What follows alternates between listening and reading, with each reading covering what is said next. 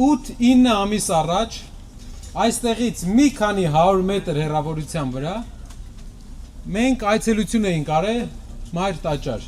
Մայր Տաճար պատարակից հետո դուրս եկանք եւ լրագրողը մոտեցավ Սամվել Կարապետյանին։ Այդ ժամանակ արդեն մի քանի օր էր, որ մեր երկրի վարչապետը բավականին վատ արտահայտություններով, բավականին վատ բառերով արտահայտվում էր մեր եկեղեցու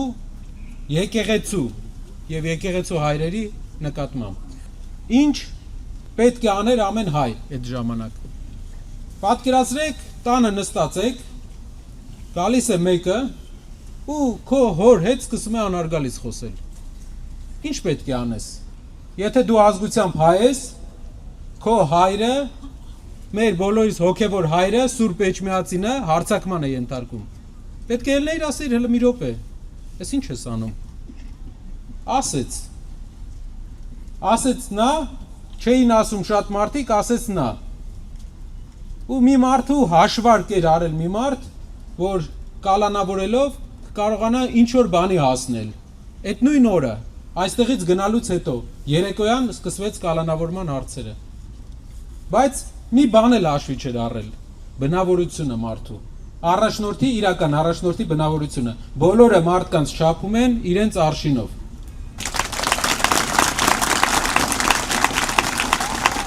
Ինչն էր իր արշինը, որ տանեին մի քիչ պահեին, ինչ ասեին աներ։ Ինչն էր մեր արշինը։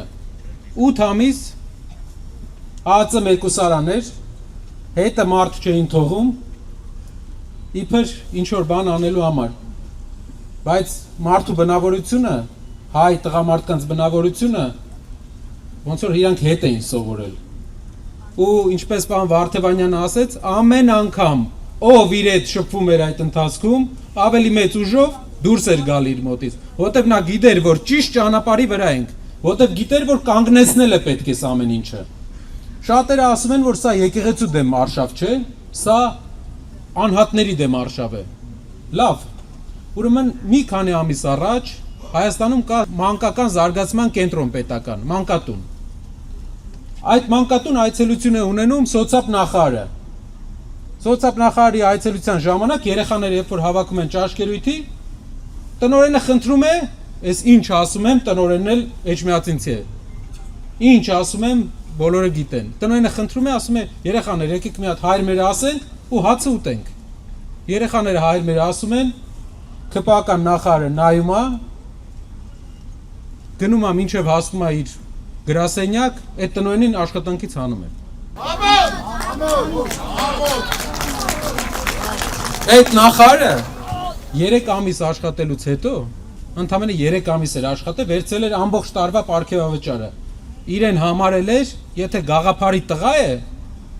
թող պարգևավճարը չվերցներ, մի հատ աշխատանք ցույց տար նոր։ Բայց մարդուն հայր մերի համար աշխատանքից ազատել է երեխաներին հայր մերով դաստիարակելու համար։ Հարգելիներս, սիրուն բառեր են ասելու, որ շեղեն, որ մենք չմտածենք, որ իրանք հարձակվում են եկեղեցու վրա, իրանք ուզում են եկեղեցին վերցնեն ու եկեղեցով իրանք մեր երկրի ընդհանուր տրամաբանությունը փոխեն, մեր երկրի ադատները փոխեն, իրենց պատվիրատուների ուզած ադատները մեր մեջ մտցնեն։ Դրա համար մենք պայքարում ենք։ Չեմ ուզում դուք դիտարկեք որպես սովորական քաղաքական ուժի այցելություն, որ եկել ենք ասենք Ժորժ ջան, մենք լավն ենք, էս ենք։ Սա պայքար է բոլորիս։ Մենք ուղղակի առաջամարտիկն ենք այս պայքարի։ Ու պատրաստ ենք այս առաջամարտիկը լինելու։ Ինչ է ուժեղ Հայաստանը։ Շատերը Հայաստանից դուրսով ապրել է, գիտի որ եւ դու դրսում ես բնակվում, քեզ չեն ճանաչում որպես Արմեն, Սահակ, քեզ ճանաչում են որպես ազգության ներկայացուցիչ։ Եվ երբ որ թույլ երկրի ներկայացուցիչ ես, քեզ լուրջ չեն ընդունում։